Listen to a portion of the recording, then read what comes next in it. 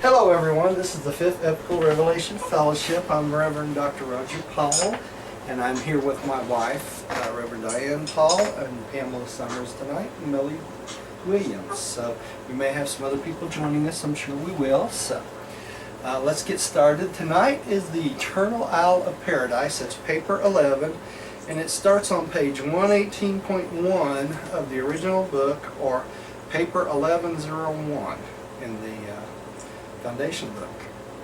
So let's say a little prayer and we will get started. I think I'll pray tonight. Father, thank you for such a wonderful, beautiful day, and thank you for allowing us to serve you and come together and study this wonderful revelation you've given us. We thank you for those who come, and we thank you for those who listen at home in their leisure.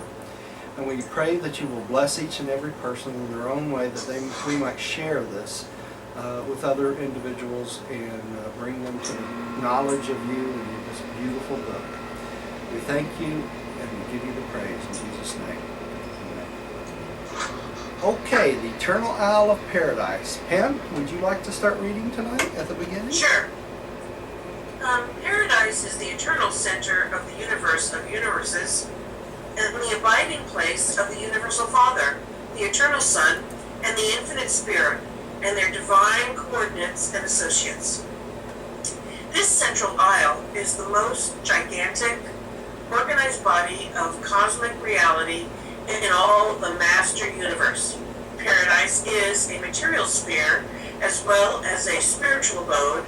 All of the intelligent creation of the Universal Father is domiciled on material abodes. Hence must the absolute controlling center also be material, literal. And again, it should be reiterated that spirit things and spiritual beings are real. Okay, so they talk about the material. Pam, you're going to have to mute after you speak tonight because I'm getting feedback already. So just remember to unmute. All right? You know how to mute?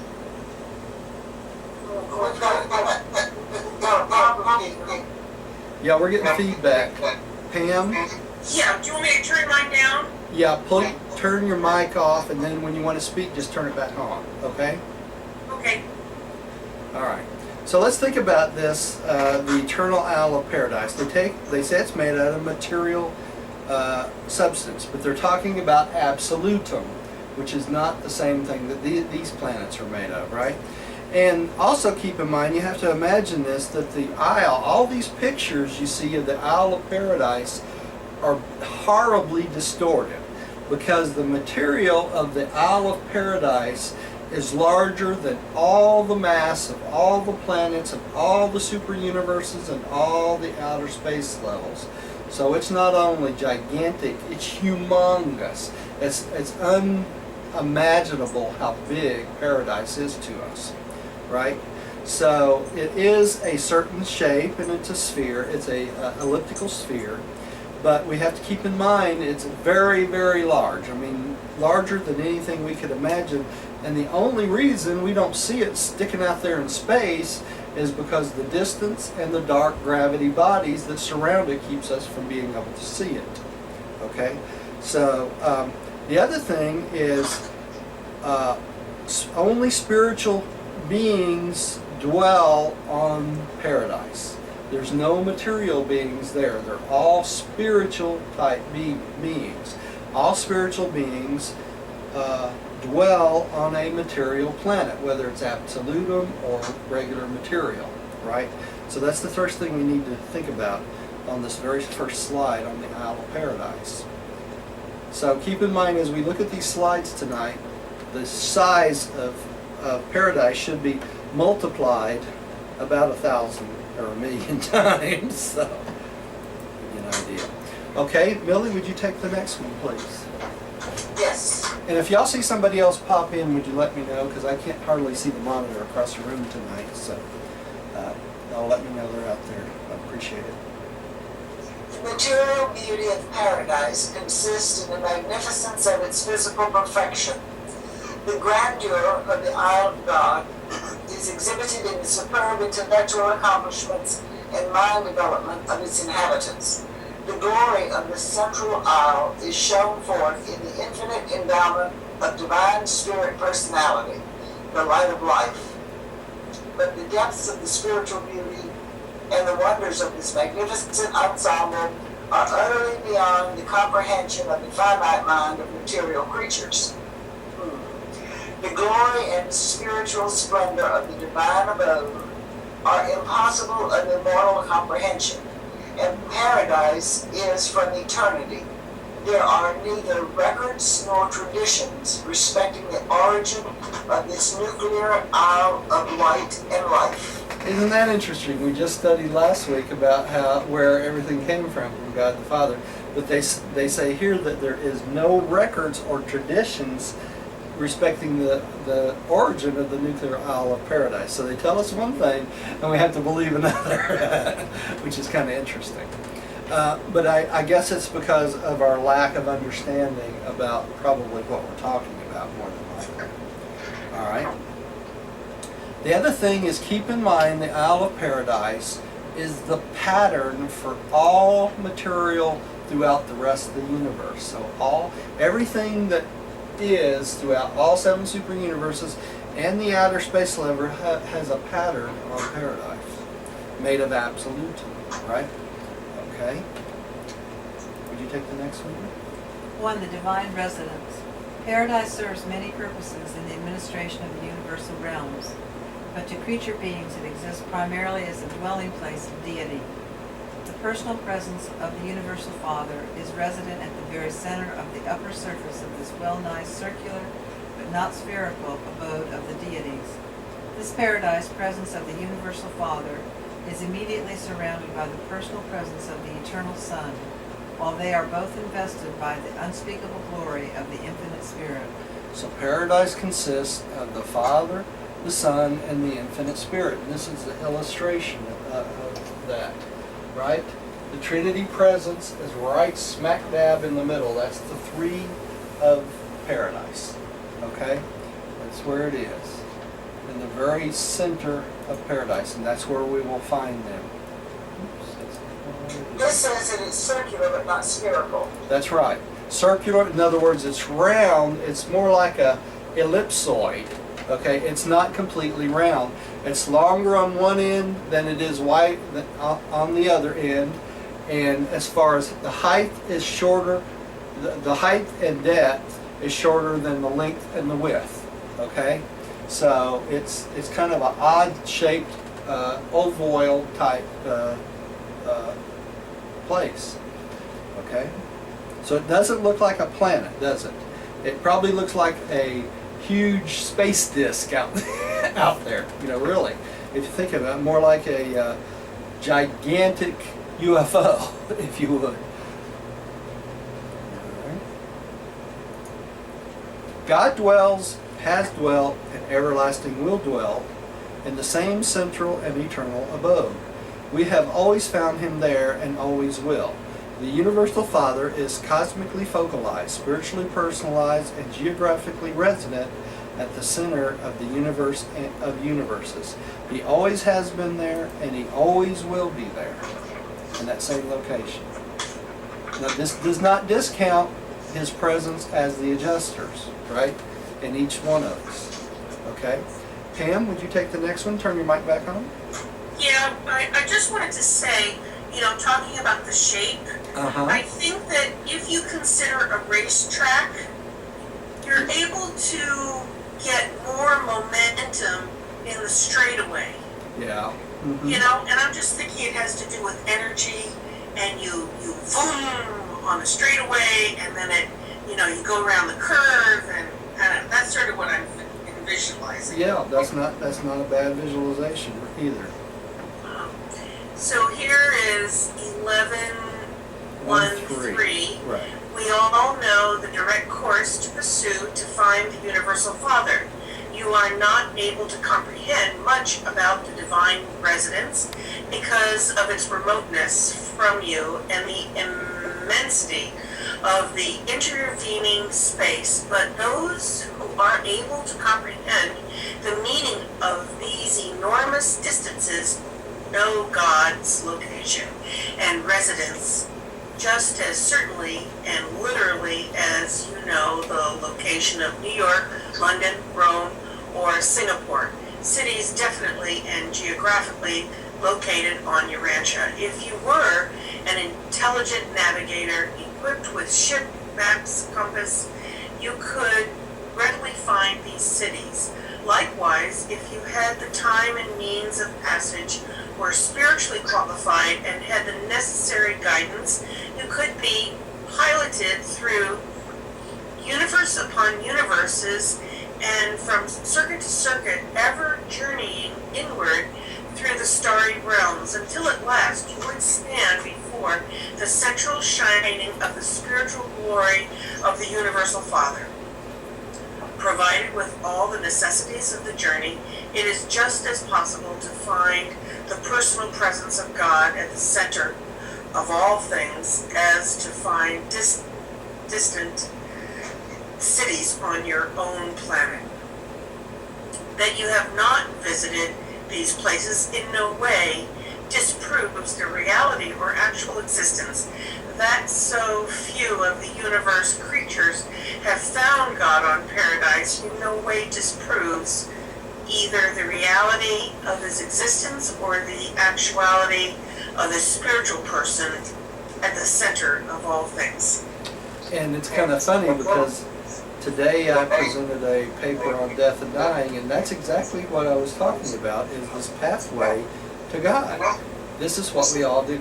Oh, Pam, could you mute again for me? Sorry. And that's exactly what we all do. We all navigate our way through the mansion worlds, the Salvington, minor, major sectors, Uversa, Havona, and eventually stand before God, and that's what they're talking about. If you know the way and you have the guidance, you can find your way to God. It might take several million years, but it is possible to do that, right? All right. Millie, would you take the next one, please? The Father is always to be found at this central location. Did he move, universal pandemonium would be precipitated. For the universe, for the coverage in him. They're converge in him. For their converge in him at this residential center, the universal lines of gravity from the ends of creation. Whether we trace the personality circuit back through the universes or follow the ascending personalities as they journey inward to the Father. Whether we trace the lines of material gravity to nether paradise or follow the insurgent circles of cosmic force. Whether we trace the lines of spiritual gravity to the eternal Son or follow the inward processional of the paradise sons of God. Whether we trace out the mind circuits or follow the trillions upon trillions of celestial beings who spring from the infinite spirit.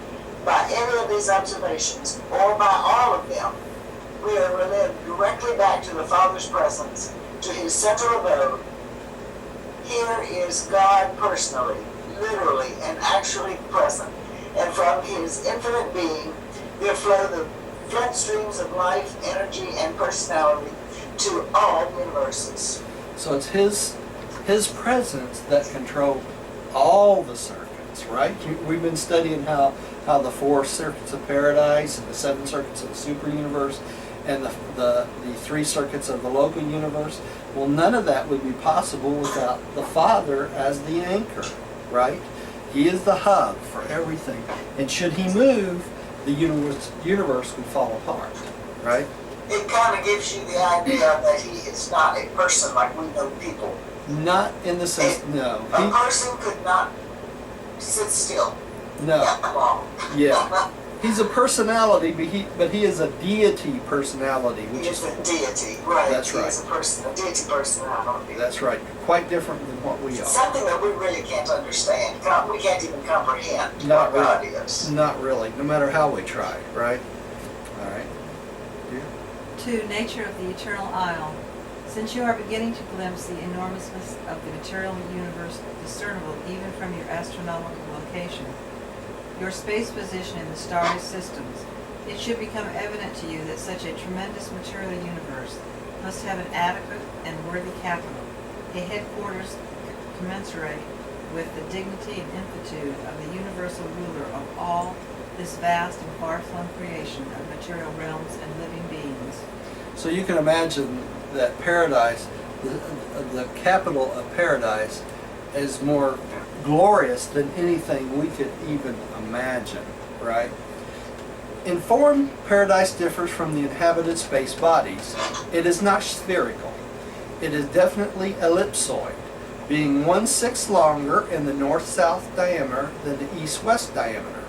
The central aisle is essentially flat, and the distance from the upper surface to the nether surface is 1/10 that of the east-west diameter. Let me see if I can find y'all a picture that pretty much shows that. I'm sure I have it here. Here we go. It looks more like this, more like a disc, okay? And it's longer in one direction than the other direction, and it's ellipsoid. This shows it kind of like a square, but it's more smoothly rounded all the way around, right? Better. It's more like this in the center. See that? The green area? Okay. That's strange. Yeah, it really is. Hey, Roger, Uh-huh. our orbits in the, in outer space, when we set things out there, don't they do an elliptical orbit? I mean, Yes. it's not spherical. That's right, it's ellipsoid orbit also. And Yeah. why is that? We got paradise gravity and local gravity, and this has to do with local gravity and the magnetic pull of each planet, okay? So the reason we get that ellipsoid rotation is partly because of the magnetic poles, okay? Because the differences in the magnetic poles. It's like you were talking about a racetrack. We get going faster one part of it, and then it slings us back around to go back the other part of it. It's the magnetic poles. But there's also the gravity of the local universe and each planet. Now, on top of that, holding each universe together is paradise gravity. So we have two different gravity sources plus the magnetic poles. So that's what gives us those ellipsoid orbits, even though we are circular. All right? Let's see here. Who's up? You just read these? I handed it. Okay, Millie, would you take the next one? Which is what, in form? No, the differences. The differences in dimensions taken in connection with its stationary status and its greater outpressure of force and energy at the north end of the aisle makes it possible to establish absolute direction in the master universe. So there's the four corners of paradise, the north, south, east, and west, just like there is on this planet. And that's a standard throughout all the universes, right? So you can determine due north at all times, even on paradise. Okay? Let's keep going. There, would you take And that? let me ask you, is north on Mars the same as north here? Yes, it would be, Millie. Everywhere. Everywhere, yeah. I can go anywhere in the universe with my compass and it will point me to the same north. It will be true north, that's right. Now, keep in mind, as you go on, since the universes surround paradise, the true north is paradise true north, right? So it will change according to the location of where your planet is, but it will be constant throughout the whole universe. Does that make sense? No. Well, if you were, let's say, where you live at your house, Millie, okay, and where I live at my house, you know where those two are and how far they are apart. And if we look at a compass, both of us, our compass will point due north, right? But your due north and my due north will be a smidgen different because of the location of the space between us. And that's what I'm talking about, the planets being in different locations. Okay? And you have to compensate for that. Right? interesting. The central aisle is geographically divided into three domains of activity. 1. Upper paradise. 2. Peripheral paradise. 3. Nether. Nether paradise. Okay, so there's three parts of paradise. And we're going to see that in a minute. We speak of that surface of paradise which is occupied with personality activities as the upper side, and the opposite surface as nether side. The periphery of paradise provides for activities that are not strictly personal nor non-personal. The Trinity seems to dominate the personal or upper plane, the unqualified absolute, the nether or impersonal plane. We hardly conceive of the unqualified absolute as a person, but we do think of the functional space presence of this absolute as focalized on nether paradise. Now remember from our study that the unqualified absolute is the absolute that goes out into what? The outer space levels, right? And this starts at nether paradise, the bottom of paradise, and goes out from there. Okay, so what does that include? That includes all the central universe, all Havona, all the 7 super universes, and all 4 outer space levels. So the unqualified permeates all of existence, right? That's why he's one of the 7 absolutes, just like the others are. Okay, changes for us to read.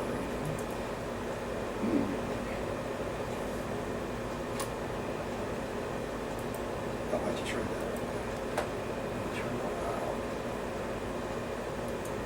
that? Pam, would you take the next one, the eternal isle?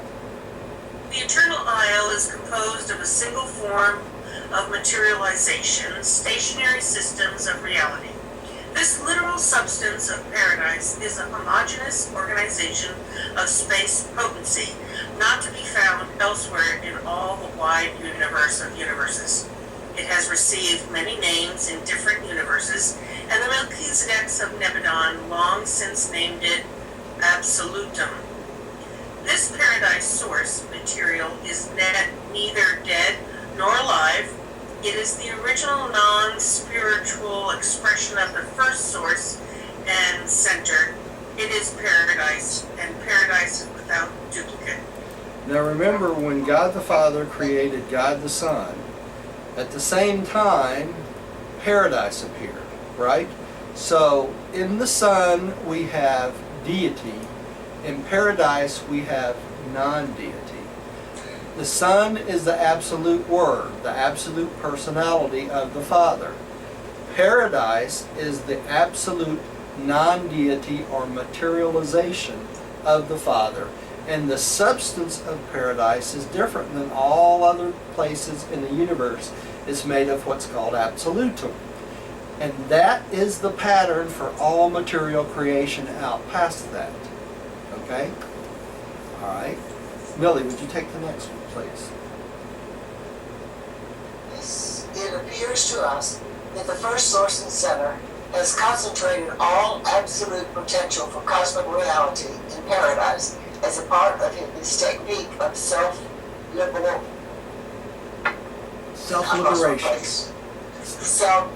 Liberation from infinity limitations as a means of making possible sub-infinite, even time-space creation. But it does not follow that paradise is time-space limited.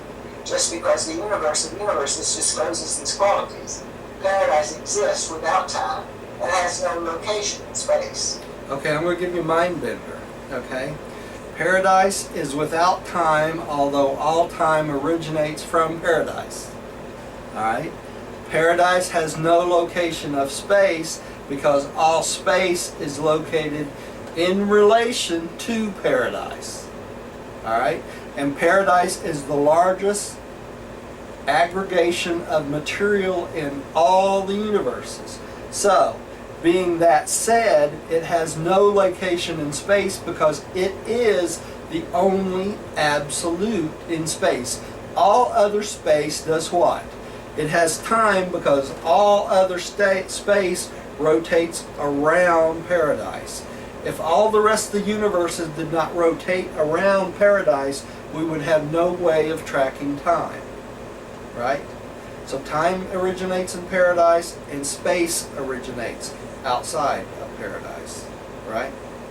Because of paradise, all right? That's something to keep you up at nights thinking about. All right, go ahead here. Roughly, space seemingly originates just below nether paradise. Time just above upper paradise.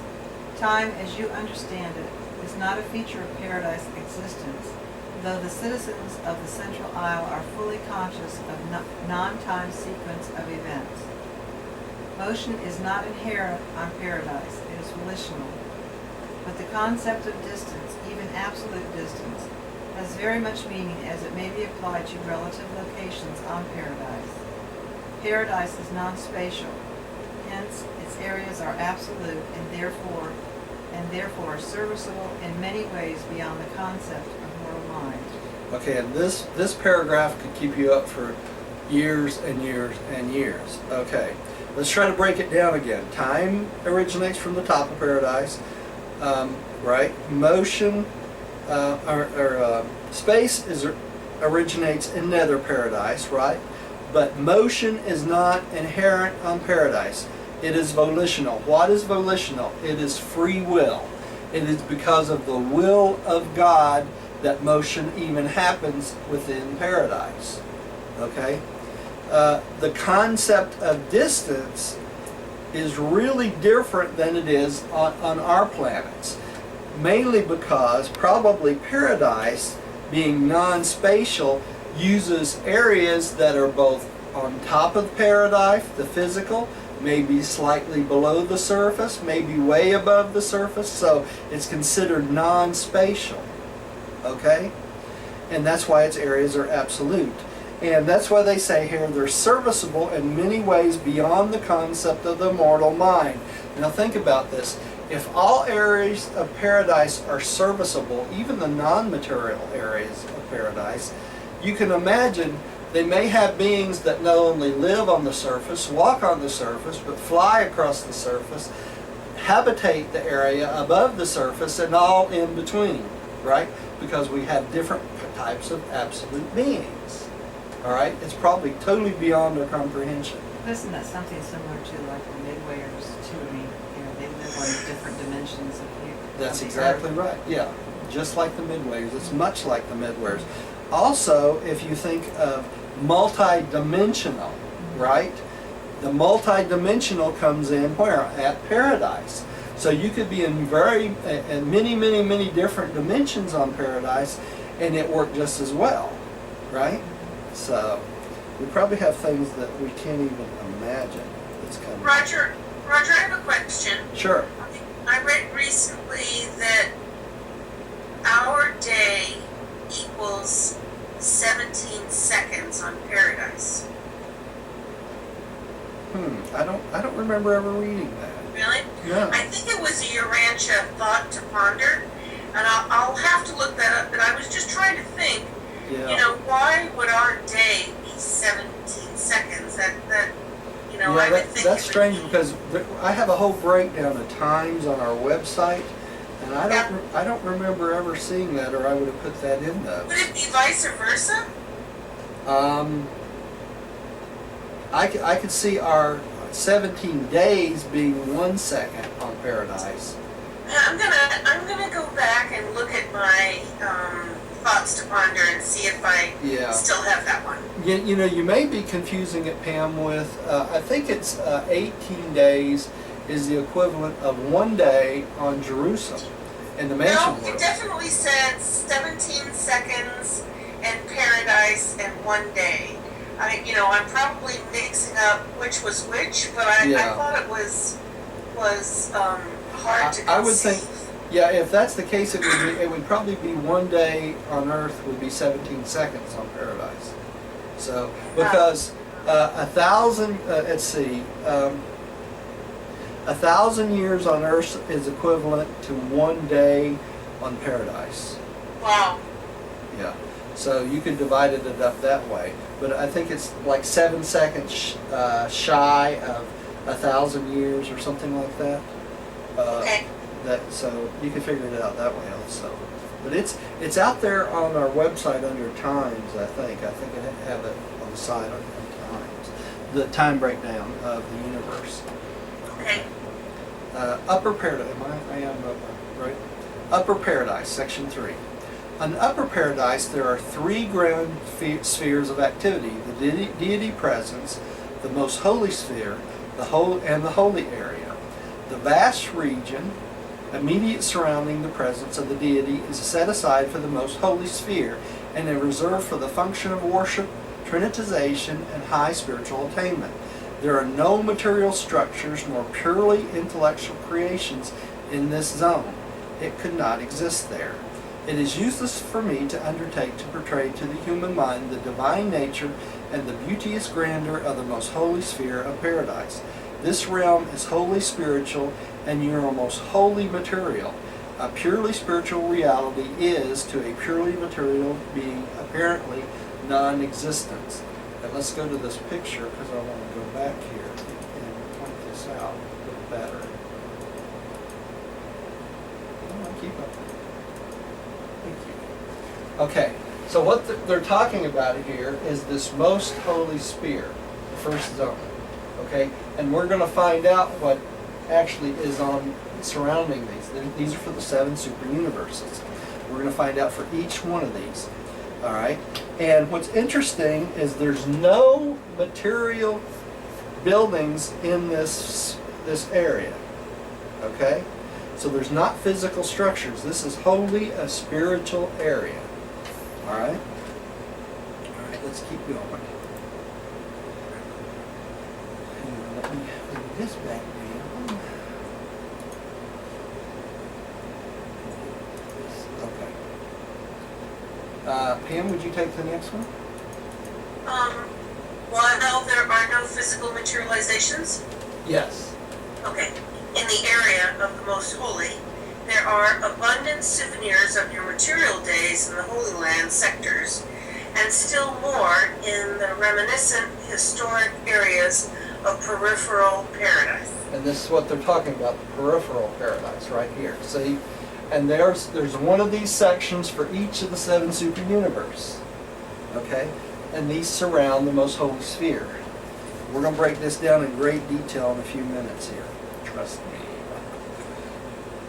All right. Millie, would you take the next one, please? Yes, did you mean to change the picture or something? Yes, I did. I already changed it to the one I want. Okay, your video is stopped. Oh, has it? Am I moving at all? Yeah, you're just sitting there with, still have 3 Upper Paradise and Central Universe. Okay. Let me stop my video and restart it and see if it comes back on. We'll see if that helps, and we'll keep going. All right, the holy area. Millie, would you take that one? The holy area, the outlying or residential region, is divided into 7 concentric zones. Paradise is sometimes called the Father's house, since it is his eternal residence, and these 7 zones are often designated as the Father's paradise mansions. The inner or first zone is occupied by paradise citizens and the natives of Havana, who may chance to be dwelling on paradise. The next or second zone is the residential area of the natives of the 7 super universes of time and space. The second zone is in part subdivided into 7 immense divisions: the paradise home of the spirit beings and ascendant creatures who hail from the universes of evolutionary progression. Each of these sectors is exclusively to the welfare and advancement of the personalities of a single super universe, but these facilities are almost infinitely beyond the requirements of the present 7 super universes. Okay, so let's look at this a little larger and talk about these different zones. Here we go. On this picture, we see that the deity presence is dead center, and then surrounding that is the most holy sphere. Surrounding that is the paradise citizens and Havona natives. So that next circle out, past the most holy sphere, or most holy sphere, is for the paradise citizens and Havona natives. Now, the next one is for the 7 super universes, and it's divided into 7 sections. And we're going to find out a little bit later that only about 1 to 4%, something a lot like that, is occupied. So that leaves enough room for billions and billions and billions and billions. Did I say enough billions? And a few more billions of beings to come from each set of the 7 super universes and still have a residence area on paradise. So they're just getting started. We're just getting started. Now, these other rings are here are for what? The outer space levels. Does that make sense? Okay, so you can see the immensity of paradise and how very, very little of it is actually occupied. Okay? What an amazing, amazing thing, isn't it? All right, let's go to the next one. Here, would you take the next one? Each of the 7 sectors of paradise is subdivided into residential units suitable for the lodgment headquarters of 1 billion glorified individual working groups. 1,000 of these units constitute a division. 100,000 divisions equal 1 congregation. 10 million congregations constitute an assembly. 1 billion assemblies make 1 grand unit. And this ascending series continues through the 2nd grand unit, the 3rd, and so on to the 7th grand unit. And 7 of the grand units make up the master units, and 7 of the master units constitute a superior unit. And thus by 7s the ascending series expands through the superior, super superior, celestial, super celestial to the supreme units. But even this does not utilize all the space available. This staggering number of residential designations on paradise, a number beyond your concept, occupies considerably less than 1% of the signed area of the Holy Land. There is still plenty of room for those who are on their way inward, even for those who shall not start the paradise climb until the times of the eternal future. So what were we talking about? We're talking about this area that's divided into 7, right? Let me see if I can get that on a bigger picture for you too here, so that you can see that pretty good too. Oops. One more. Here we go. All right. I don't even have the bad picture that you had before. You're just circling now. I don't see it. You see I see anything? Pamela's Yeah. picture. Pamela? Yeah, do you see anything yet either? Oh, you're just circling. Okay, let me... Yeah, we don't see you at all. Don't seem to have that one. That's all right. Okay, let me get this back up here. It's a little tiny spiraling sphere. All right, let me shut my camera off and try it again here. See if it pops back up in a minute here. Okay, so y'all have to look at these slides later than we're talking about. Okay. All right. Peripheral paradise. For peripheral paradise, the central aisle begins abruptly at the periphery, ends abruptly at the periphery, but its size is so enormous that this terminal angle is relatively indiscernible within any circumscribed area. The peripheral surface of paradise is occupied in part by the landing and dispatching fields for various groups of spirit personalities. Since the non-pervaded space zones nearly impinge upon the periphery, all personality transports destined to paradise land in these regions. Neither upper or nether paradise is approachable by transport seraphim or other types of space travelers. So, if you're coming to paradise, the only way you can get there is through the periphery of paradise. And that's the side coming in, right? You can't get there from the upper paradise, and you can't get there from the lower part of the nether part, right? This is the interesting last sentence they say, because they have neither and nether, right? Paradise. All right, but that is the area for landings and taking off from to and from paradise. All right. Okay. The seven master spirits The seven master spirits, please, dear. have their personal seats of power and authority on the seven spheres of the spirit, which circle about paradise in the space between the shining orbs of the sun and the inner circuit of the Havona worlds. But they maintain force focal headquarters on the paradise periphery. Here, the slowly circulating presences of the seven supreme power directors indicate the location of the seven flash stations for certain paradise energies going forth to the seven super universes. Okay, let me see if I can find this picture and enlarge it a little bit so you can see this a little bit better.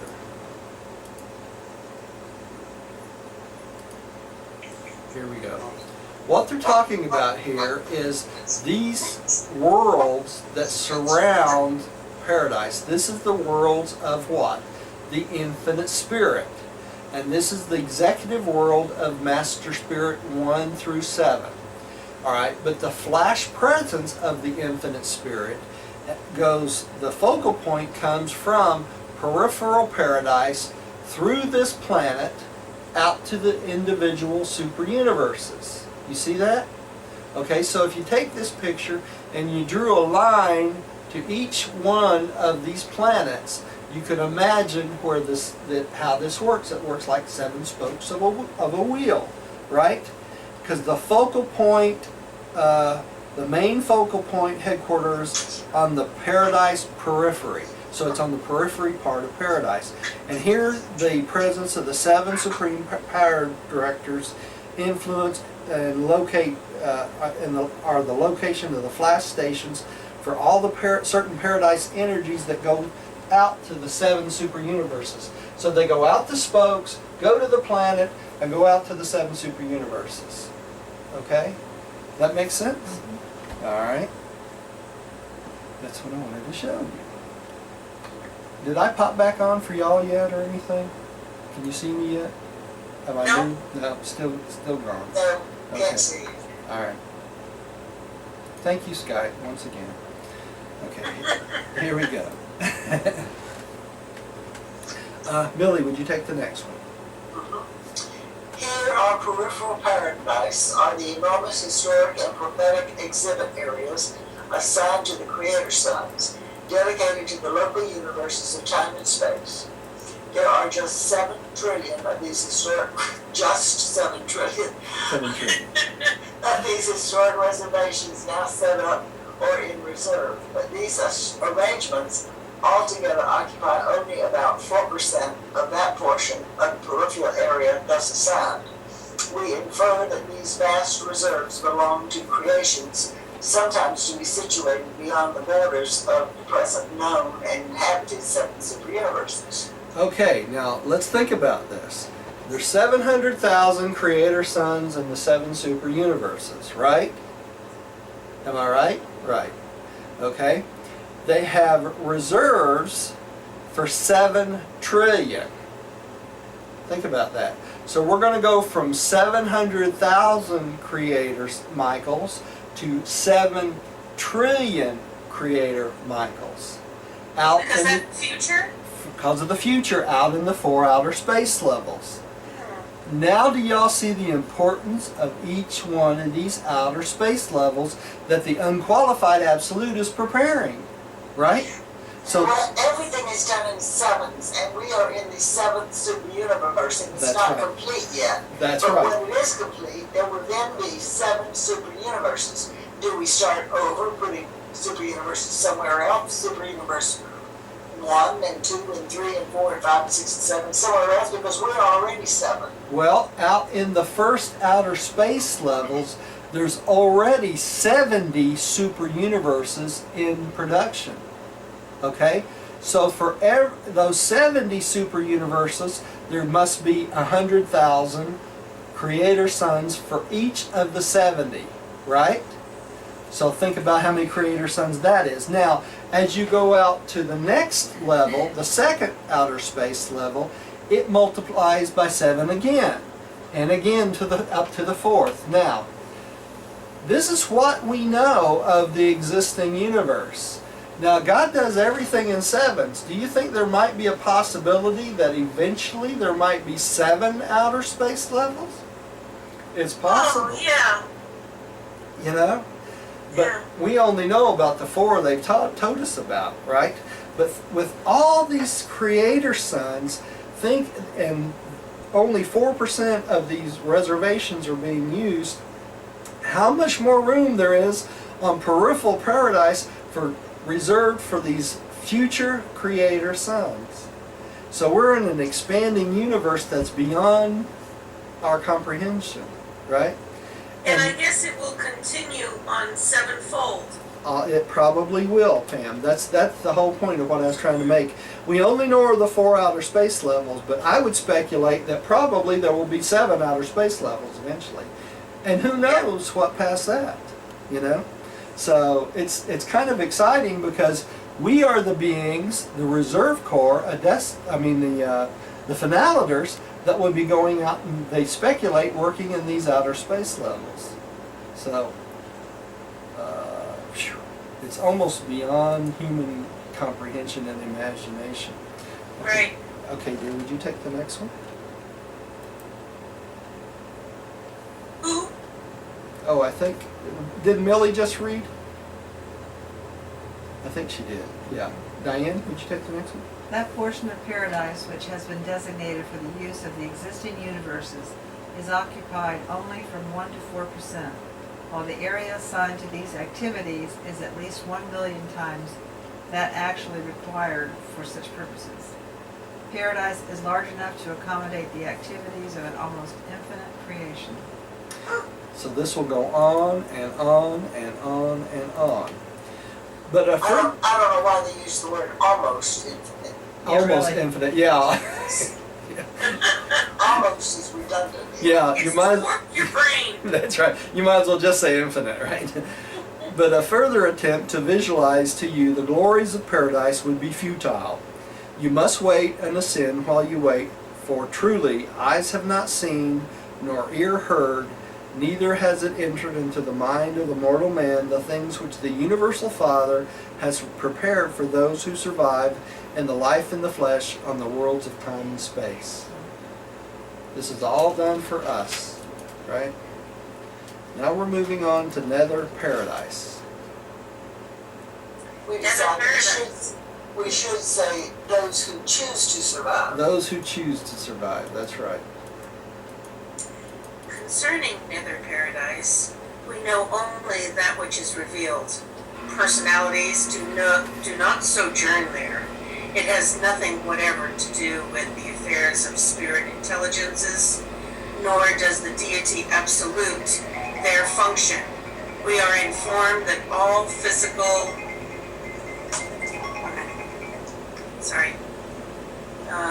lost my place. All physical energy and cosmic force circuits have their origin on nether paradise, and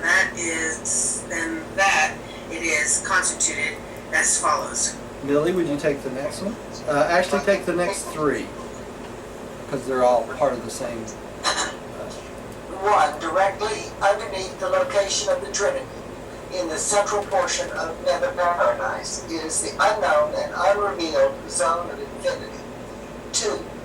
This zone is immediately surrounded by an unnamed area. 3. Occupying the outer margins of the undersurface is a region having mainly to do with space, potency, and force energy. The activities of this vast elliptical force center are not identifiable with the known functions of any triunity, but the primordial force change of space appears to be localized in the area. This center consists of three concentric elliptical zones. The innermost is the focal point of the force energy activities of paradise itself.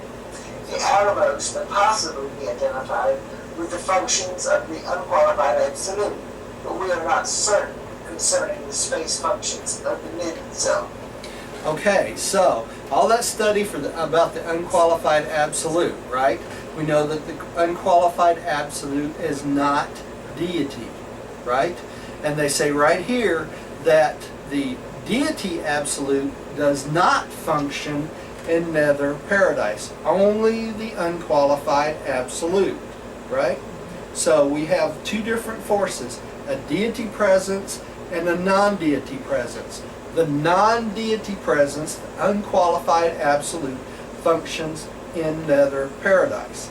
Now where Well, does it says possibly. possibly? Now where does the unqualified absolute come from? God the Father, right? All right. So that's what all this studying about all these absolutes was about. Okay. All right. Let's go on to the next one. Okay, would you take the next one? The inner zone of this force center seems to act as a gigantic heart whose pulsations direct currents to the outermost borders of physical space. It directs and modifies force energies, but hardly drives them. The reality pressure presence of this primal force is definitely greater at the north end of the Paradise Center than in the southern regions. This is a uniformly registered difference. The mother force of space seems to flow in at the south and out at the north through the operation of some unknown circulatory system which is concerned with the diffusion of this basic form of force energy. From time to time, there are also noted differences in the east-west pressures. The forces emanating from this zone are not responsive to observable physical gravity, but are always obedient to paradise gravity. Okay, and this is the same, another picture of paradise. The upper portion of paradise would be on that side, and the nether over here. And we see here we have the zone of infinity, the unnamed area, the inner zone, the mid zone, and the outer zone. The outer zone being part of the unqualified absolute, they speculate. So the outer zone is, this one would be part of the unqualified absolute. And if we look directly above it, the deity presence is right above the zone of infinity, right? And each one of these circles are above different things. Like the Paradise Havona is over the mid zone, right? The Paradise, yes, I added them to our group. Paradise citizens, the Havona natives, are directly above the inner zone, right? And part of the zone of infinity habitates right underneath the most holy sphere. Peripheral paradise is on the edge. Okay? So this gives you a picture of the entire concept of the makeup of paradise, right? Hi Rodney, glad you joined us. Yeah, hey guys, I'm sorry I'm late. That's all right. I was just explaining something. I didn't want to stop in my breath. I understand. I was in the zone of infinity there. He was busy. I was busy. All right. Who's up next? Well, could catch me up a little earlier? Yeah, we're on page 122, paragraph 5. That's Page 122, paragraph 5, paragraph 5. and it starts with the inner zone.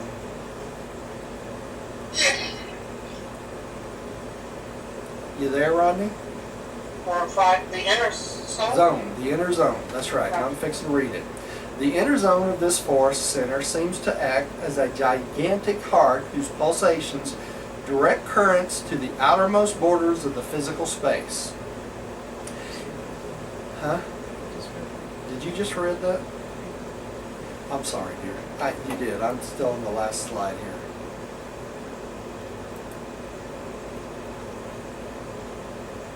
Okay. The mid-zone of the force center immediately surrounds this area. The mid-zone appears to be static, except that it expands and contracts through 3 cycles of activities. The least of these pulsations is in an east-west direction, the next in the north-south direction, while the greatest fluctuation is in every direction, a generalized expansion and contraction.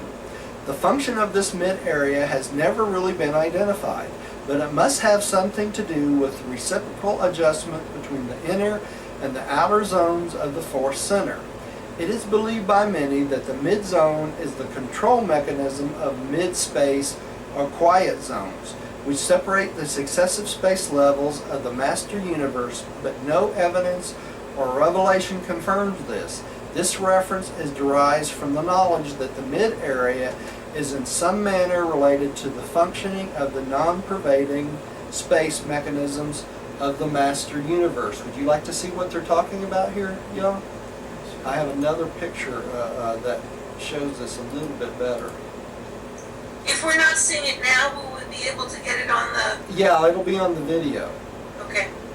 What they're talking about is if this is Paradise and this is Havona and the 7 super universes and the 4 outer space levels, okay? The mid-space they're talking about is the space between the reservoir of space, which goes above Paradise and below Paradise. All existence is within this discular area or Maltese-shaped area. Okay, so the mid-space is in between the reservoir and the actual super, all the universes. They call this mid-space the quiescent zone. In other words, it is just out there. It's quiet. There's no material out there. There's no planets out there. There's no nothing. It's just the empty area in between the reservoir space and the super universes. Now, another interesting thing is this. In between each of the different parts of the super universe, you'll notice between Havona and the first outer gravity bodies, belt of black bodies, you know, the discular ones and the columns, both, is an area of space they call a quiescent zone. There's one between that and the 7 super universes. They separates the Havona from the dark bodies and the 7 super universes. And there's another quiet space zone between the first outer space level, the second outer space level, the third outer space level, and the 4th outer space level. And this works much like the mid-space zone. It's just a quiet area of space where there aren't any planets. And it's a separation, probably having to do with gravity to control the whole creation. Okay? So that's what they're talking about, these space zones. That gives you a visualization of it, hopefully. There's another picture in here, it might make it.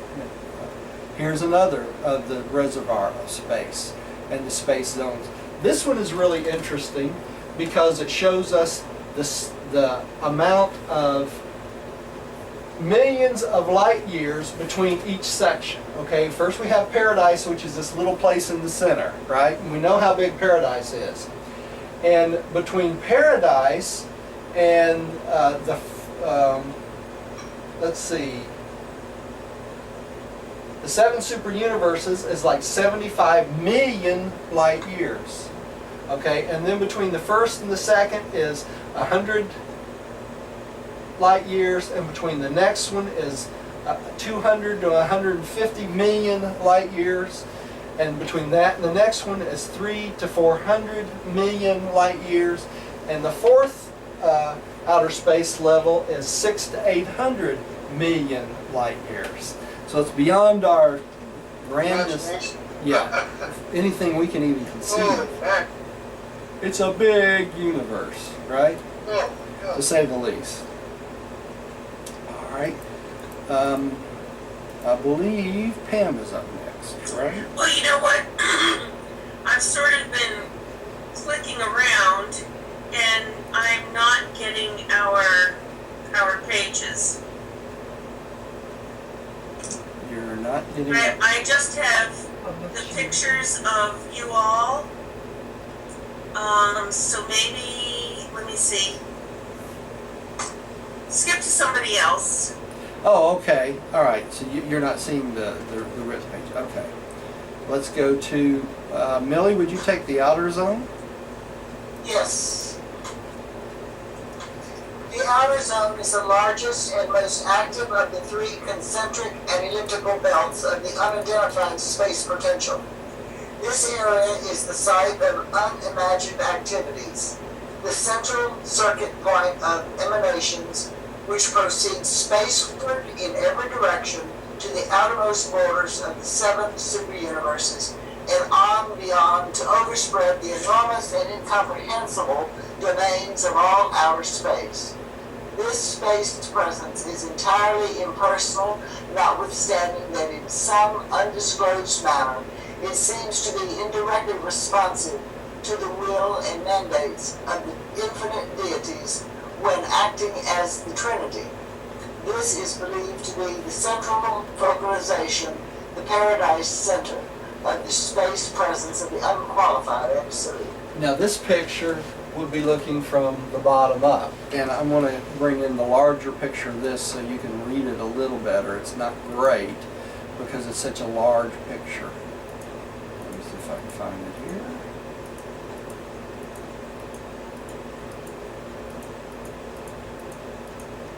These are not in any order. Come on, I know you're over there. It is. Okay, this is the picture they're talking about, and this is if we were looking from the bottom of paradise up, okay, and paradise was above us. What they're talking about is this circular area right here, okay, and this would be the outer zone. And it goes out from one end and comes in from the other. Out from the north, comes in from the south. I believe is what they say here. Right. I think. But that's a picture of that because you can see it from the bottom. Okay? It's hard to make out. When you look at this online, you can probably enlarge this picture and it'll make a lot more sense to you. I could probably zoom in a little bit here. And there we go. You see, right in the center is the zone of infinity, the unnamed area, and the pulsating heart of nether paradise. Okay? Let me bring it down a little bit. And right here you see the pulsating mid-zone and the paradise center of the unqualified absolute, right? Now, down here we can see space comes in from this end, right?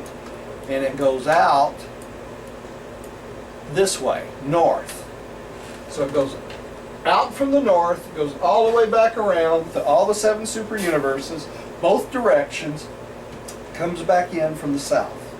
Does that make sense? Yeah, it's kind of a big donut. Sort of like a big donut. And the space is like the icing. So we're the icing on the donut of paradise. Right? Does that make sense? Yeah. Forgive me, Father, I'm not making fun of you. Steps. That's right. I can see me standing before God and God saying, donut?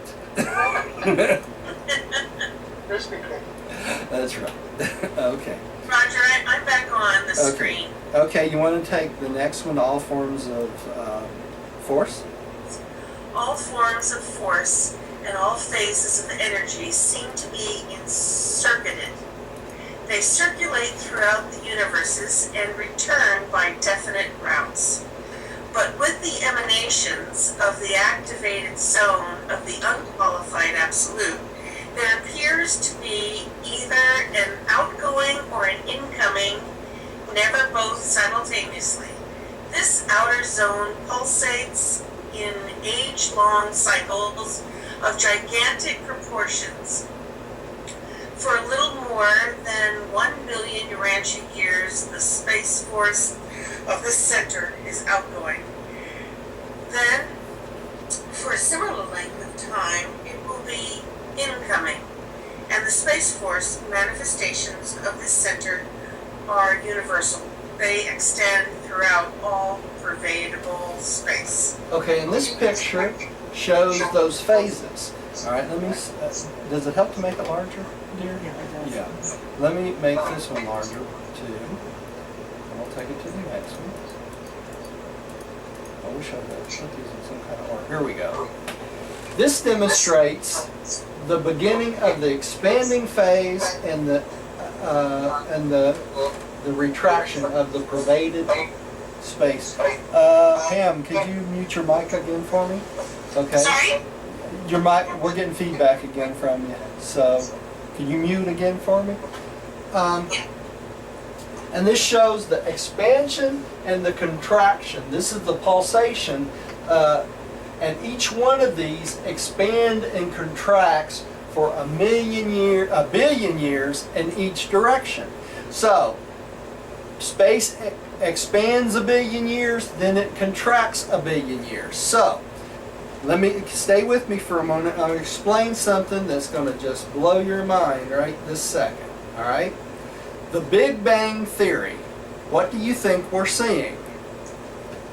We're seeing the expanding of space.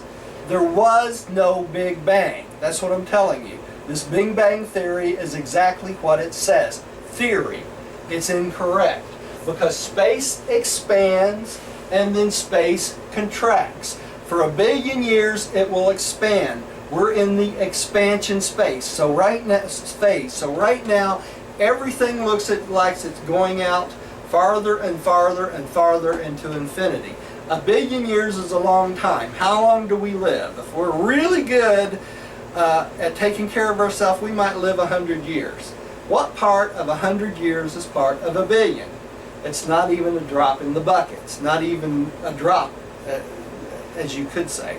So what we're seeing is the expansion of space, and our big pea brains think that we have it all figured out. Well, I got news for you. We don't.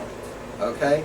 I was watching TV last night, a show, and I'm not going to mention it because I don't want somebody suing me, trying to tell us that because of the Big Bang Theory, we have hot and cold and all these other things, and it's all full of horse malarkey, right?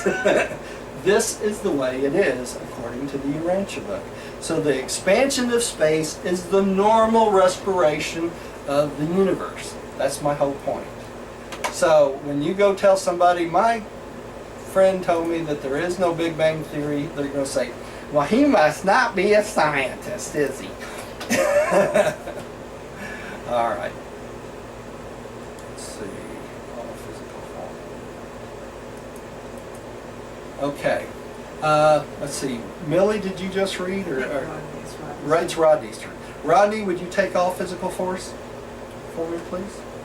Sure, I will. And by the way, again, sorry I'm late. I just want to say hi, Roger and Diane and Billy, and especially Pamela. Hey. Perfect uniform. Okay, all physical force, energy, and matter are one. All force energy originally proceeded from Nether Paradise and will eventually return thereto following the completion of its space circuit. But the energies and material organizations of the universes did not all come from Nether Paradise in their present phenomenal states.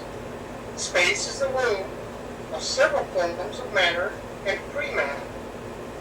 Though the outer zone of the Paradise Force Center is the source of space energies, space does not originate there.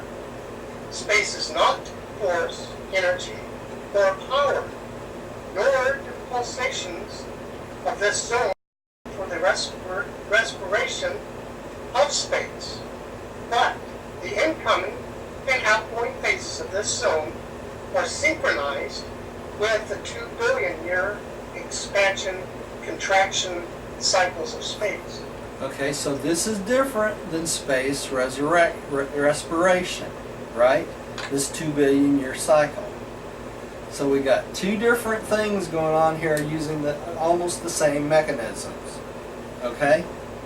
Alright, so let's go on to space respiration. And this all has to do with paradise. Y'all keep this in mind. Alright? Dear, would you take the next one? 6, space respiration. We We do not know the actual mechanism of space respiration. We merely observe that all space alternately contracts and expands. This respiration affects both the horizontal extension of pervaded space and the vertical extensions of unpervaded space, which exist in the vast space reservoirs above and below paradise. In attempting to imagine the volume outlines of these space reservoirs, you might think of an hourglass. And that's what we're looking at here, isn't it?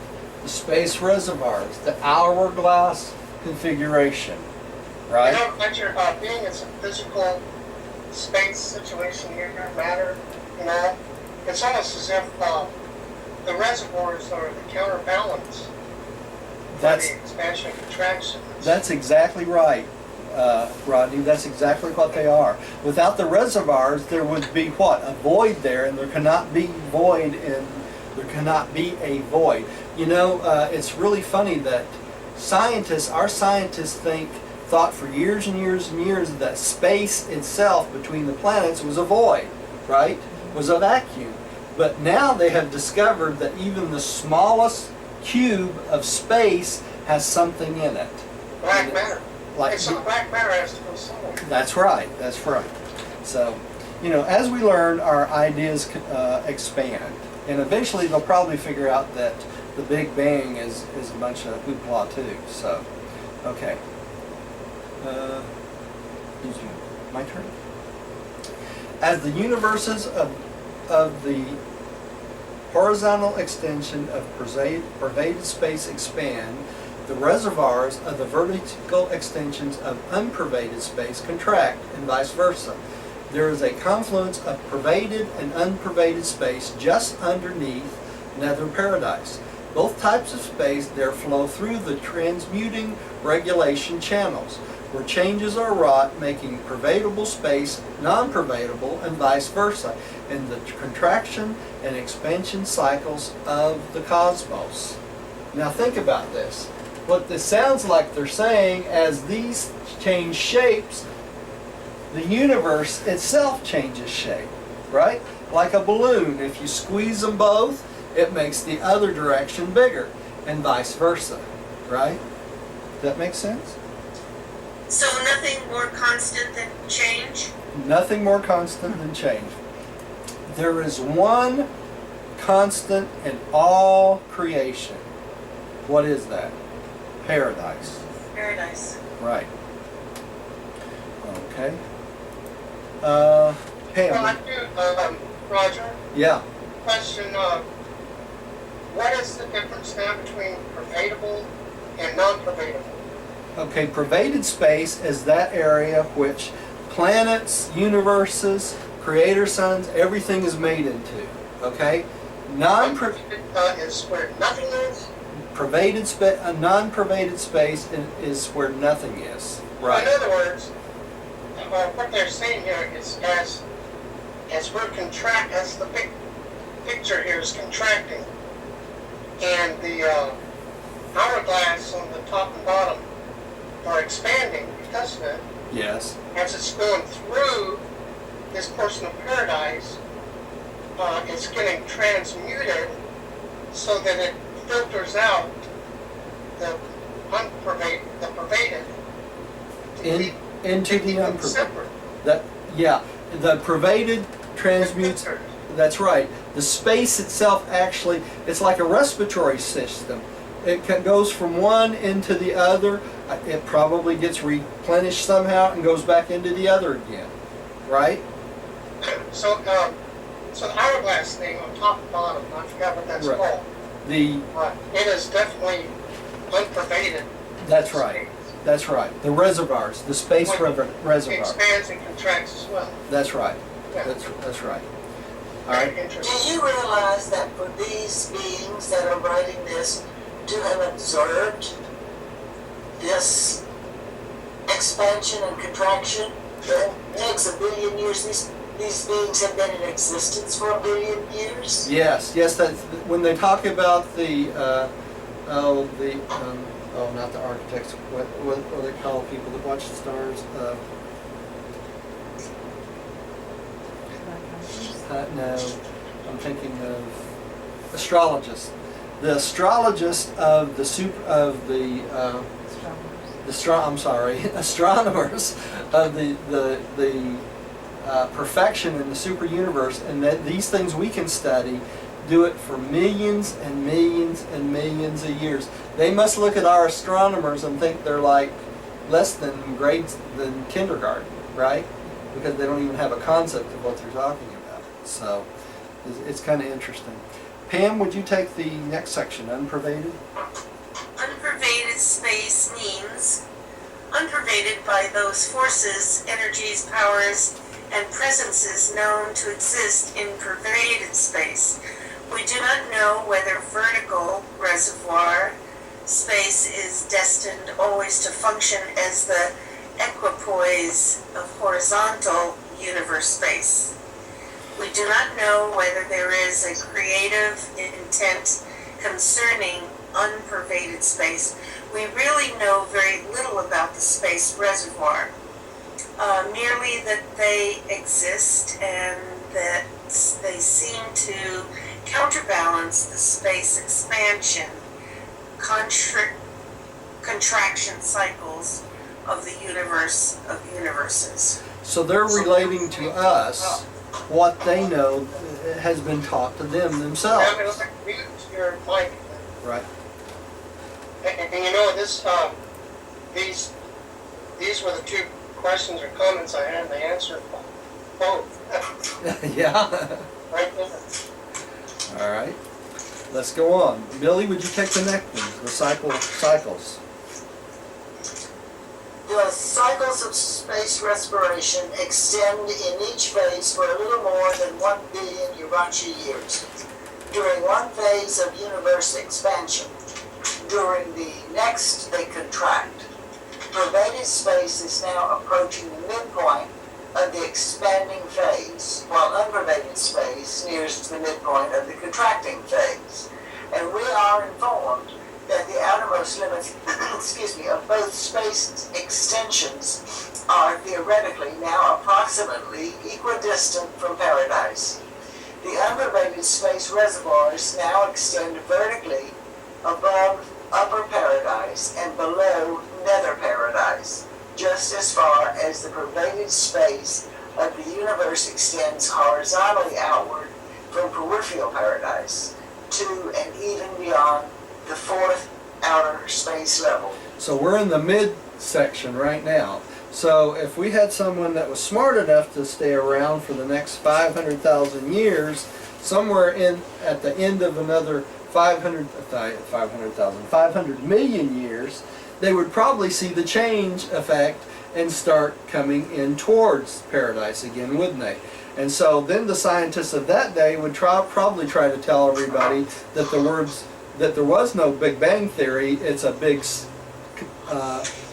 implosion theory, right? Because that's what we're talking about. Now this is the first one, this is the expansion. We're going to look at another picture here in a second, which shows us the extraction, right there, okay? So it expands and contracts, like a big balloon almost, okay? Rodney, would you take the next paragraph, please? For a billion years of your ancient time, the space reservoirs contract while the master universe and the force activities of all horizontal space expand. It thus requires a little over 2 billion Urachi years to complete the entire expansion-contraction cycle. Okay, so if you want to hang around for 2 billion years, you'll get to see both parts, right? Well, it's good to know that this whole thing is alive. Yeah, there it is, expanding, contracting. Expanding, contracting. You see, I'm showing you 2 billion years right here in 30 seconds, right? All right, let's keep going. Okay. 7. Space functions of paradise. Space does not exist on any of the surfaces of paradise. If one looked directly up from the upper surface of paradise, one would see nothing but unpervaded space going out or coming in, just now coming in. Space does not touch paradise, only the quiescent mid-space zones come in contact with the central aisle. Okay, so imagine that, this. This is the mid-space zones, and if we look at this, nothing touches the top of paradise. Unlike everything else in the grand creation, right? And the 7 super universes, and the 4 outer space levels. But on paradise, it does not touch it. Okay? Alright. So if you looked up, you'd see nothing but unpervaded space. Right? Alright, give me 1 second. Paradise is actually motionless nucleus of the relatively quiescent zones existing between pervaded and unpervaded space. Geographically, these zones appear to be a relative extension of paradise, but there probably is some motion in them.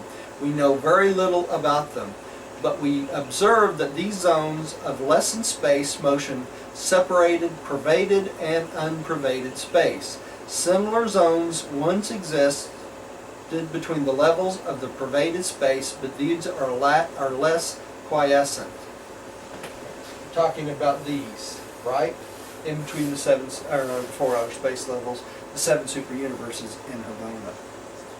Okay? Has this helped y'all's understanding of these difficult concepts of paradise a little bit?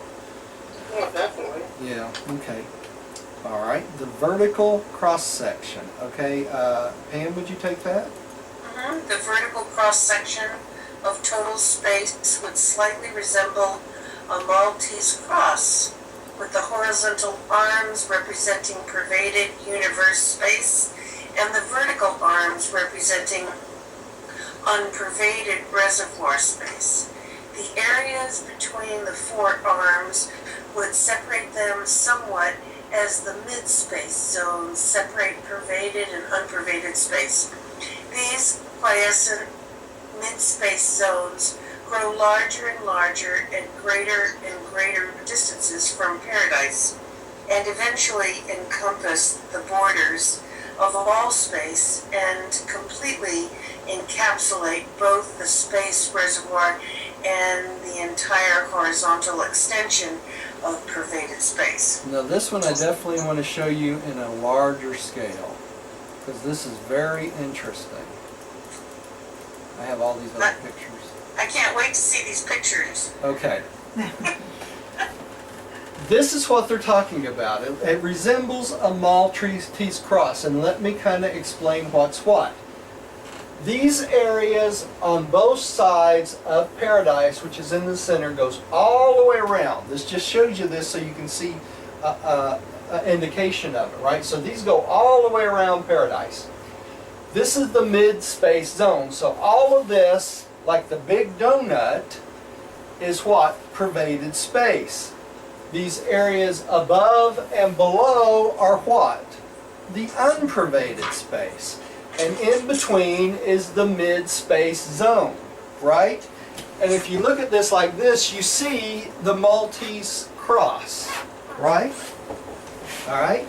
Now, this is interesting also because it shows everything in the entire known galaxies, right?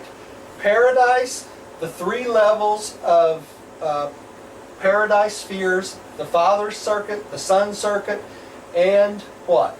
The Spirit circuit. The 7 planets of each, right?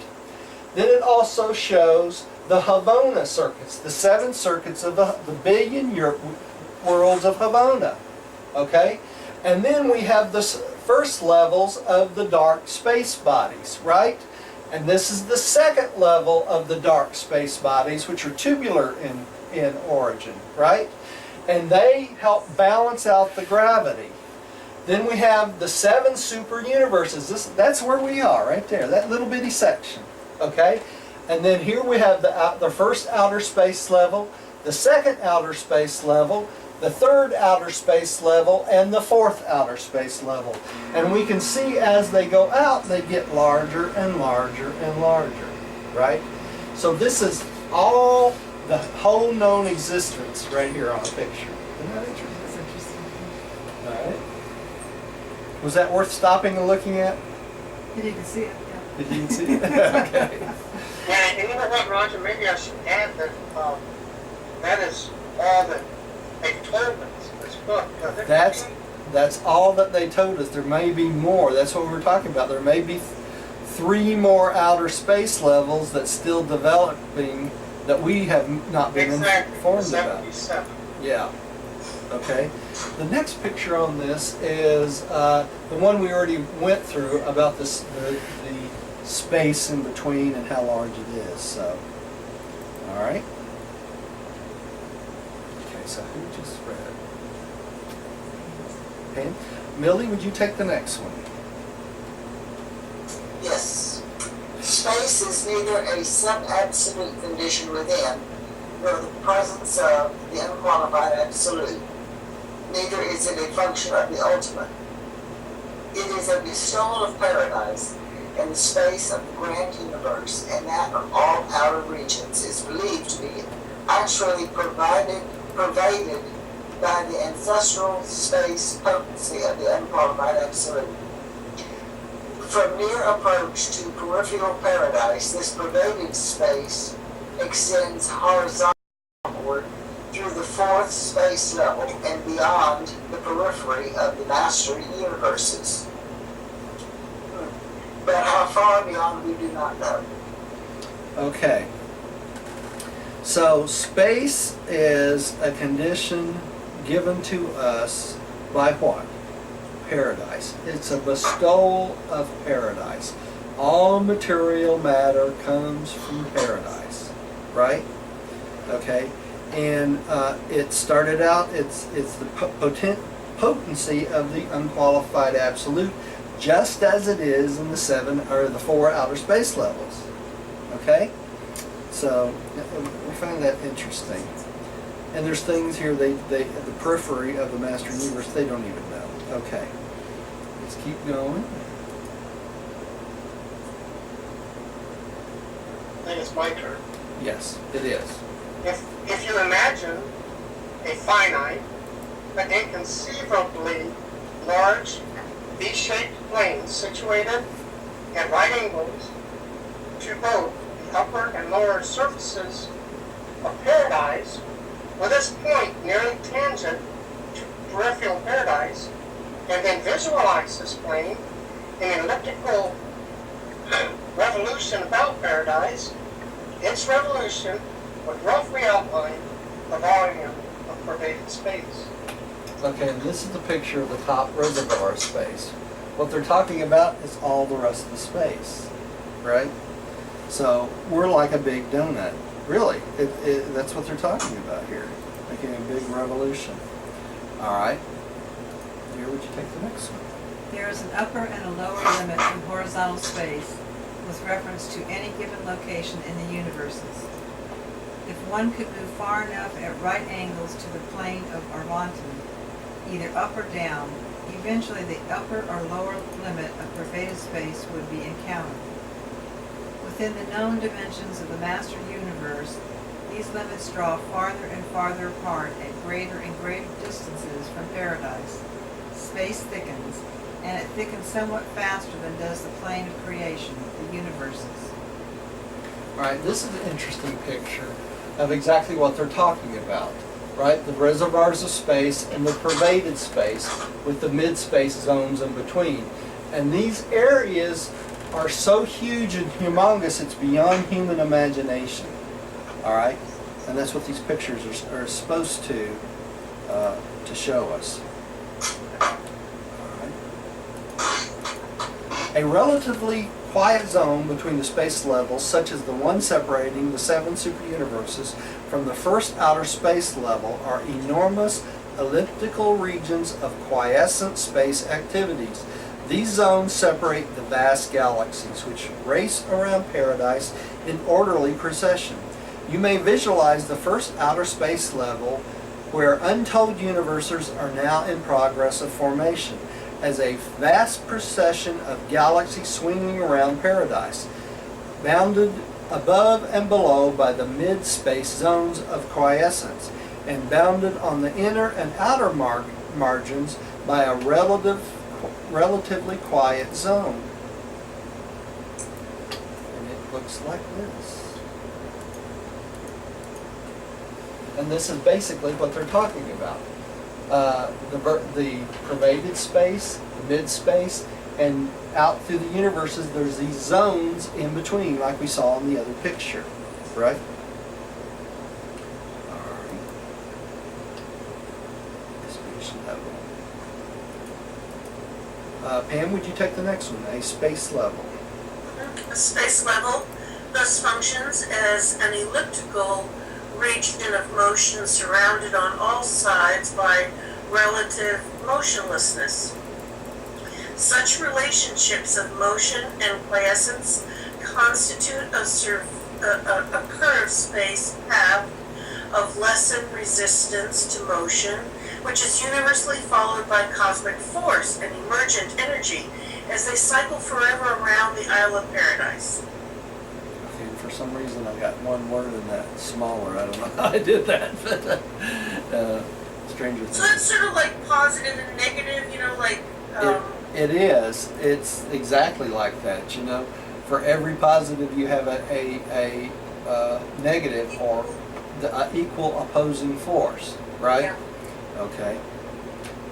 Millie, would you take the next one? This alternate zone of the master universe, in association with the alternate clockwise and counterclockwise flow of the galaxies, is a factor in the stabilization of physical gravity designed to prevent the accentuation of gravity pressure to the point of disruptive and dispersive activities. Such an arrangement exerts anti-gravity influence and acts as a brake upon other dangerous velocities. Hey, you know, fixing to lose you because the cat's gonna play on the computer. So in other words, if everything was, going clockwise, it would be hard to control. That's right. So that's why, if you think about it, you know the Maltese cross configuration. Each one of those levels, the seven super universes, Avona, the galaxies of Avona, and all that, each one goes out in different directions. They rotate around Paradise in opposite directions, and that helps the anti-gravity, the gravity, to stay constant throughout all the universe. So, for instance, the first outer space level would go one direction. The next outer space level would go the opposite direction. The outer space level after that would go the opposite direction the other way again. So each of these parts go different directions to help maintain anti-gravity and help maintain gravity, right? Okay. And Paradise gravity. Rodney, would you take the next one? 8, Paradise gravity. Okay, number 8, Paradise gravity. The inescapable pull of gravity effectively grips all the worlds of all the universes of all space. Gravity is the all-powerful grasp of the physical presence of Paradise. Gravity is the omnipotent strand for which are strung the gleaming stars, blazing suns, and whirling spheres which constitute the universal physical adornment of the eternal God, who is all things, fills all things, and in whom all things consist. So gravity is that glue that keeps everything together then, isn't it? And that's controlled by God the Father, right? And Paradise. So if it's physical, it has to have gravity. It has to have gravity, and that gravity starts in Paradise. Now remember, there's Paradise gravity, and there's also what? Linear gravity, local universe gravity. Okay? So they're both gravity, but they have two different effects. Okay? Alright, and then we also have what? Magnetic pull, which is part of gravity. Okay? All right. Would you take the next one here? The center and focal point of absolute material gravity is the Isle of Paradise, complemented by the dark gravity bodies encircling Havona and equilibrated by the upper and Nether space. nether space reservoirs. All known emanations of nether paradise invariably and unerringly respond to the central gravity pull operating upon the endless circuits of the elliptical space levels of the master universe. Every known form of cosmic reality has the bend of the ages, the trend of the circle, the swing of the great ellipse. Okay, think about that. It's the way gravity works, it always pulls things what? In an elliptical bend around paradise, right? Everything rotates around paradise. Paradise being stationary. Space is non-responsive to gravity. Isn't that interesting? But it acts as an equilibrium on gravity. Without the space cushion, explosive action would jerk surrounding space bodies. Pervaded space also exerts an anti-gravity influence upon physical or linear gravity, the second type of gravity, right? Space can actually neutralize such gravity action even though it cannot delay it. Absolute gravity is paradise gravity. Local or linear gravity pertains to the electrical stage of energy or matter. It operates within the central, super, and outer universes wherever suitable materialization has taken place. Now, do you see this where it's talking about the electrical stage of energy? That's the magnetic pull, right? Linear gravity. Okay? All right. I feel like I'm teaching a physics class. All right. Sounds like it too. Pam, would you take the next one? The numerous forms of cosmic force, physical energy, universe power, and various materializations disclose three general, though not perfectly clear-cut, stages of response of paradise gravity. Go ahead and take the first one, Pam, too. Me? Yeah. Okay. Pre-gravity stages, force. This is the first step in the individuation of space potency into the pre-energy forms of cosmic force. This state is analogous to the concept of the primordial force charge of space, sometimes called pure energy or segregata. Segregata, that's pure energy. It comes from paradise. Okay. Let's keep going. Millie, would you take the next one? Turn your speaker on. 2. Gravity stages, energy. This modification of the force charge of space is produced by the action of the paradise force organizers.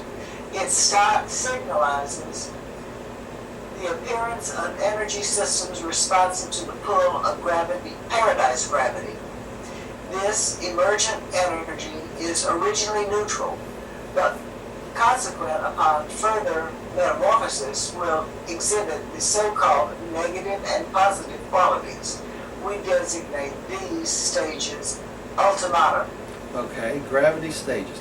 Now, notice here also, they mentioned the Paradise Force organizers. Now, who are they agents of? The Infinite Spirit, right? So that's one of the Infinite Spirit's many children. Okay, let's keep going.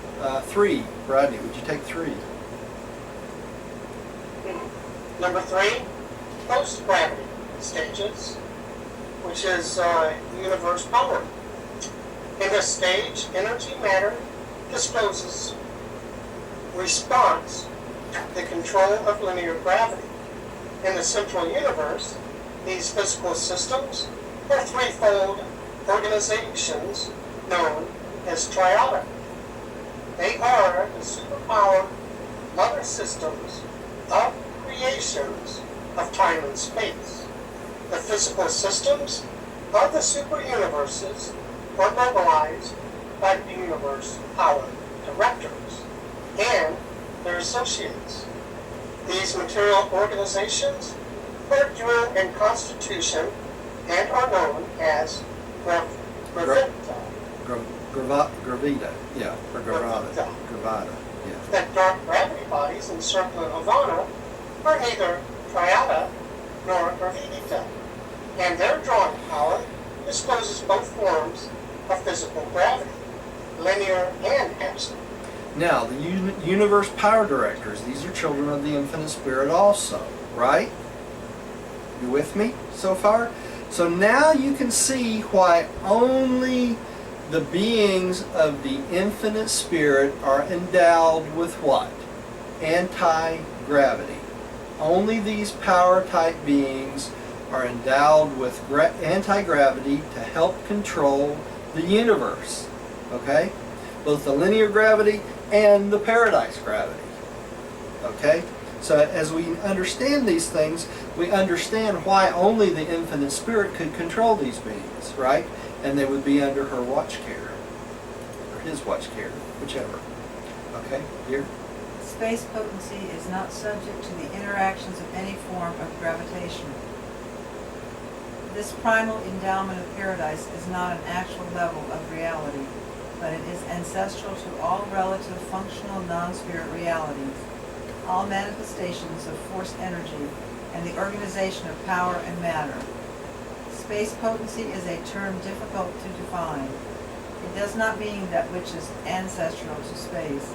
Its meaning should convey the idea of the potencies and potentials existent within space. It may be roughly conceived to include all those absolute influences and potentials which emanate from paradise and constitute the space presence of the unqualified absolute. So remember when we talked about the unqualified absolute controlling space potency? That's what they're talking about here. Only the unqualified absolute could do that because that would be ancestral to all the super universes, the space potency. And it's got to be organized before the what?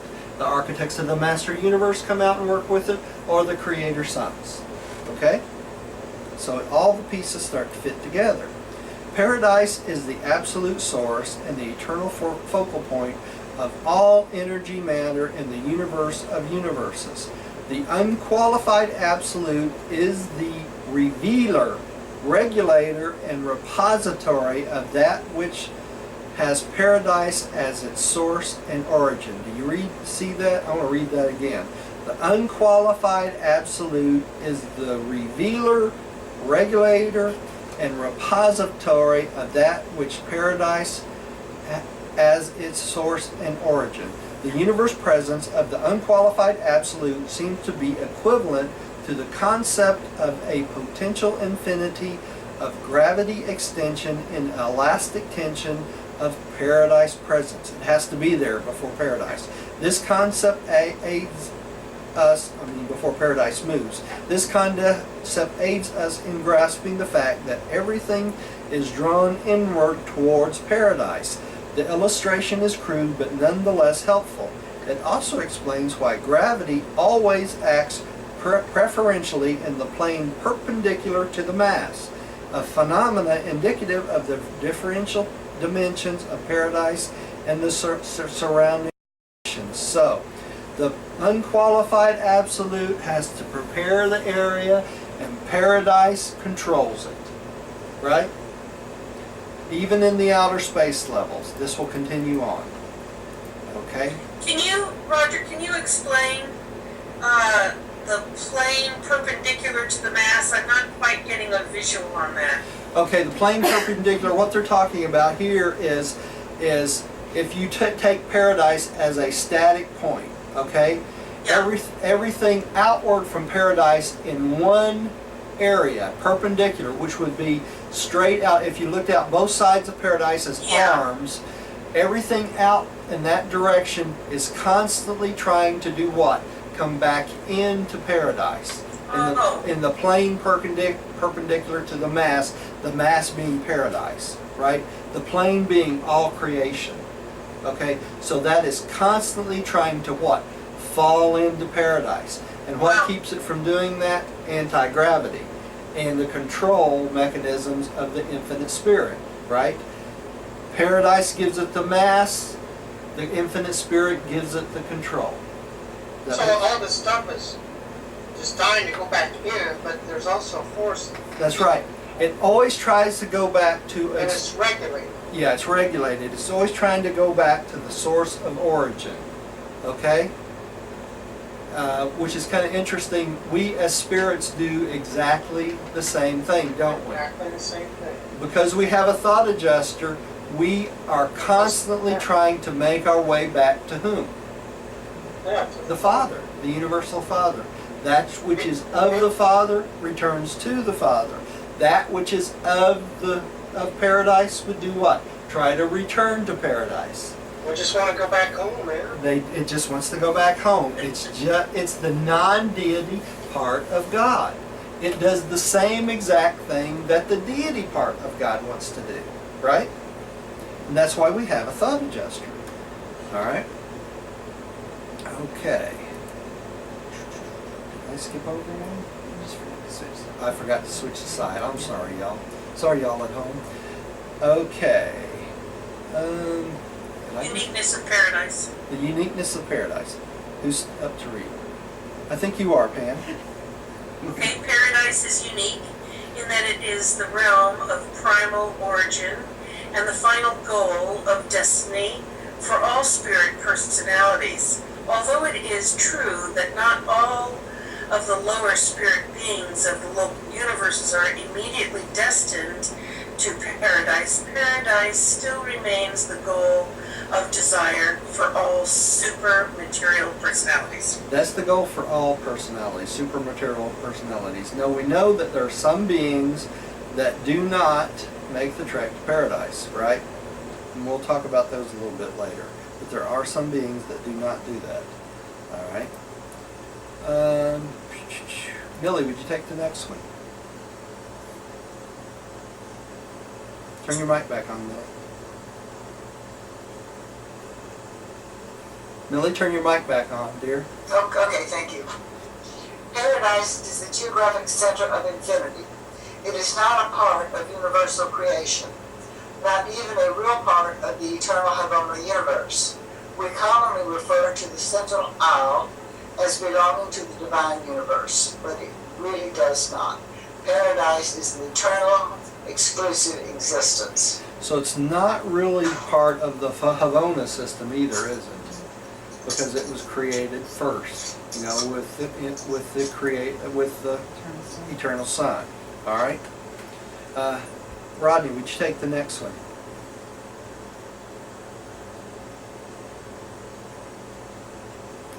Turn your mic back on, Rodney. I'm glad you didn't hear that anyway. I was squeaking. In the eternity of the past, when the universal Father gave infinite personality expression of his spirit self in the being of the eternal Son, simultaneously he revealed the infinity potential of his non-personal self as paradise.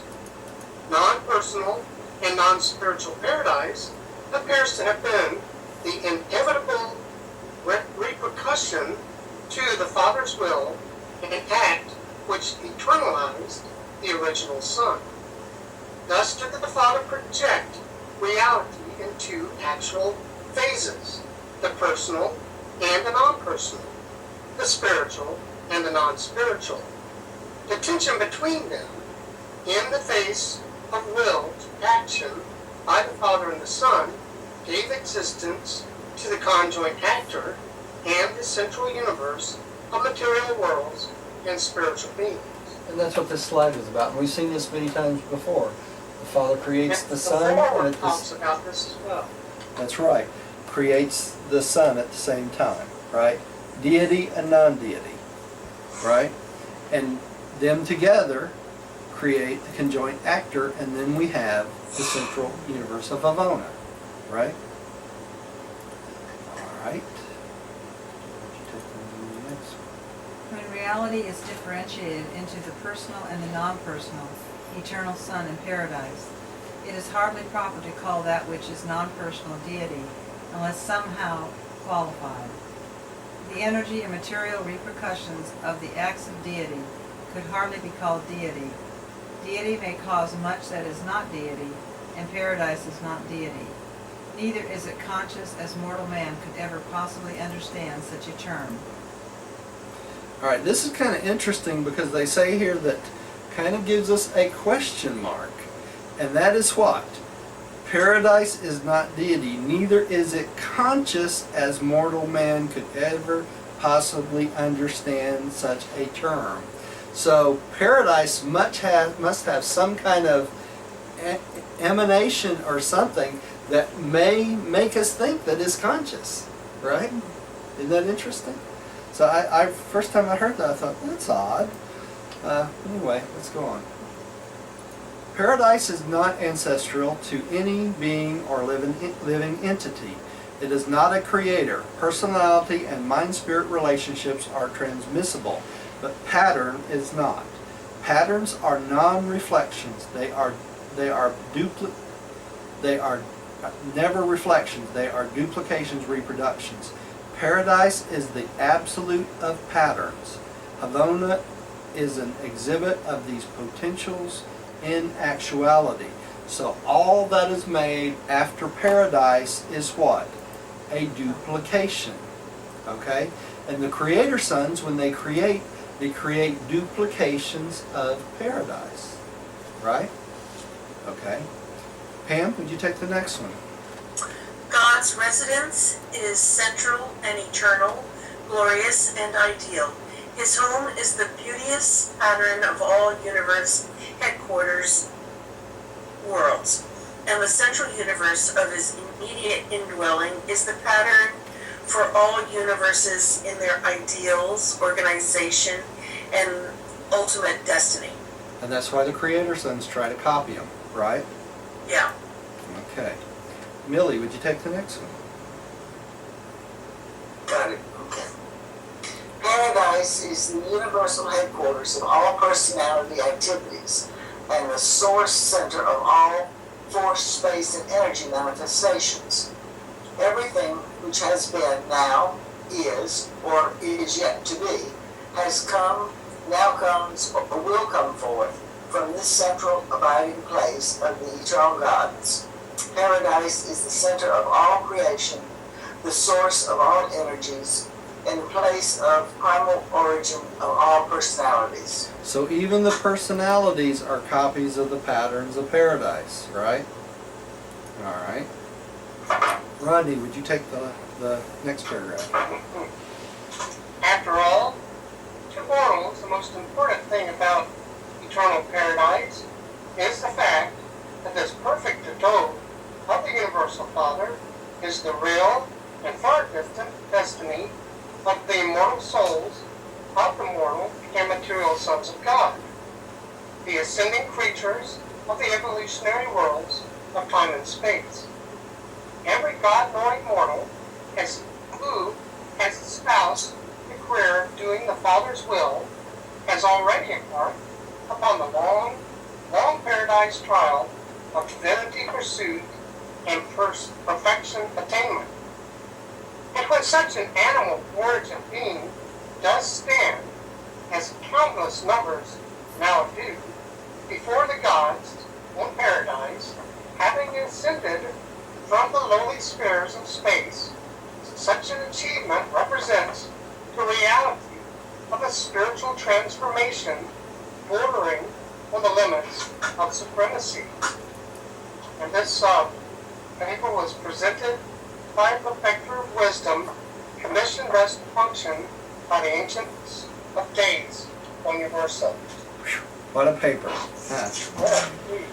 And y'all, I want to tell y'all and everybody at home, today I did the first of a series of 3 videos on what happens when you die.